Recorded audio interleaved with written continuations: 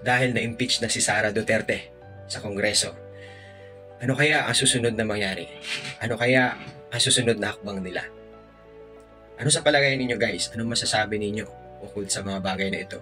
Comment down below at titingnan natin kung sino yung magandang statement o komento sa baba at yun yung pagbabasihan natin for the next video. Ilalagay natin dito. Okay? Maraming nagsasabi na diversional issues lang daw ito or diversional tactics na sinasabi nila upang matabunan yung BICAM issue na napakabigat at ngayon pinapatawag sila sa Supreme Court. Marami ding nagsasabi na ito lang yung last hope nila para manalo sila sa 2025 elections. Marami ding nagsasabi na lahat daw ng perma makatanggap ng milyones. And to be exact, nasa 150 million pesos yung matatanggap nila.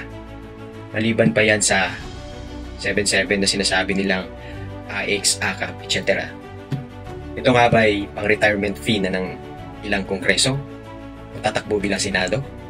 Ito daw magiging retirement fee ng tatakbong kongreso na hindi mananalo at senador ngayong 2025. Maraming nagsasabi din dahil sa utos lang din daw ito ng presidente dahil gahol na sa oras at wala na silang choice para matabunan nga yung issue sa BICAM. As we can see, no? Last statement ng presidente na threaten siya dahil sa destabilization or issues about yung BICAM na yan. Sabi nga niya, i-shutdown niya ang lahat kapag i-destabilize yung government or administration niya. Ano kaya sa palagay ninyo ang totoo doon at mangyayari sa susunod na taon, sa susunod na buwan at sa susunod na araw? Sa tingin ninyo din ba ginawa ito nila dahil mas mahihirapan silang i-impeach si Sara after election? Kasi nga maraming nagsasabi na maraming mga potensyal ng PDP laban ang makakapasok at magdadagdag ito bilang lalo na sa Senado na mas mahihirapan silang ma-impeach si Sara.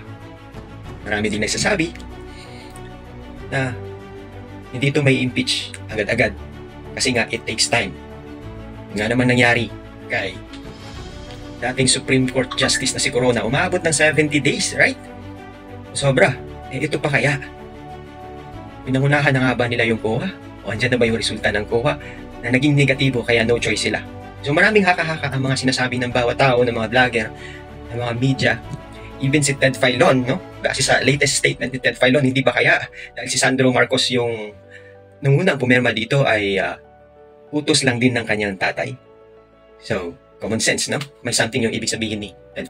Kung ano man yung nasa isipan mo, sulat mo na sa baba at basahin natin. At pagkukunan din natin ng basihan. At sa mga hindi ko pa kaibigan dyan, baka naman pasuporta at magiging kaibigan. Kung ano man yung pinagkakatiwalaan, pinaniniwalaan ninyo, belief ninyo, at pinapanigan ninyo. Once again, guys, we are in the same boat. Kahit magkati-hati man tayo, nasa iisang barko lang po tayo. We are the same Filipinos. At kung ano man yung magiging desisyon at maging mali ng bawat isa, lahat madadamay. So sana think twice. And as you know, kung alam nyo yung mali, sana wag na po nating suportahan. Kung alam naman natin kung masama ang kahihinatnan nito. Okay? Kung maaari, alam nyo na, I'm not against an impeachment, guys. As long as maging fair, patas, at lahat imbestigahan. Kung gusto ninyo yung lahat ng mga magnanakaw pananagutin base sa statement o sa mga sinasabi ninyo dito sa social media, mainstream media. Para sa akin, ako'y naniniwala na malabo po itong maipasa and ma-acquit si Sara Duterte sa issue na ito. Lalo-lalo na ang numero sa Senado, kailangan nila ng malaking numero upang mapanalo ito. At maraming mga senador na alam naman natin na todo suporta sa mga Duterte. And maybe, isa sa rason kaya pinagmamadalian nila kasi maraming mga potensyal na mga nagsusuporta sa mga Duterte na maaaring makapasok dito sa Senado. Kung ano pa man yung punot dulo na yan, kung magkakaroon man talaga ng impeachment, sana maging patas. Sana, dahil first time ever na nangyari na bigla ang bilis, no, na-impeach agad sa Kongreso si Sara, sana first time ever din na magkakaroon ng very transparent na magkakaroon ng live hearing sa Supreme Court. Para naman maging excited ang lahat at magkakaroon ng real transparency na lahat ng mga mainstream media, even mga vloggers or big vloggers maaaring makapag-attend at makapag-cover sa Senate hearing. At sa Supreme Court. So, abangan na lang po natin at good luck sa atin lahat. I am very excited of what will happen. I am pretty sure kung may impeachment si Sara, magkakagulo talaga. And I do believe, based on ito suggestion ko lang, no? I mean, paniniwala, no? Prediction. Magkakaroon talaga ng possible civil war dito sa lugar natin. And as we all know, naapektado lahat, kahit sa Manila lang yan magkakagulo. Matik buong Pilipinas, ekonomiya babagsak. Alam naman natin, halos maungusan na tayo ng Bangladesh and Cambodia. As you can see, magulo din sa kanila. Pero anong nangyari? At ako hindi naniniwala na mas umasenso yung bansa natin ngayon compare before. Kasi nga ganito yung nagiging sitwasyon.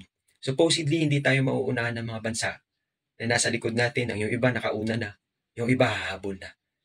Kung umasenso man yung bansa natin, unlike sa mga previous administration, sana hindi na tayo mahahabol pa ng iba. That's one of my big question. Marami po tayong mga tanong sa sarili natin. Kahit po ako, lalo na sa gold reserve na napakahalaga at bilang batayan sa pag-asenso ng ekonomiya ng bansa. Ganun pa man, nagsasalita ako dito bilang isang mamamayan na naniniwala na magkakaroon pa rin ng pag-asa ang ating bayan. Sana magtulungan tayo. Sana suportahan ninyo yung tama. Hindi dahil sinuportahan nyo lang yung tao dahil gusto ninyo kahit mali. Huwag ganun. Kasi lahat tayo nadadamay. So much for that. Maraming salamat sa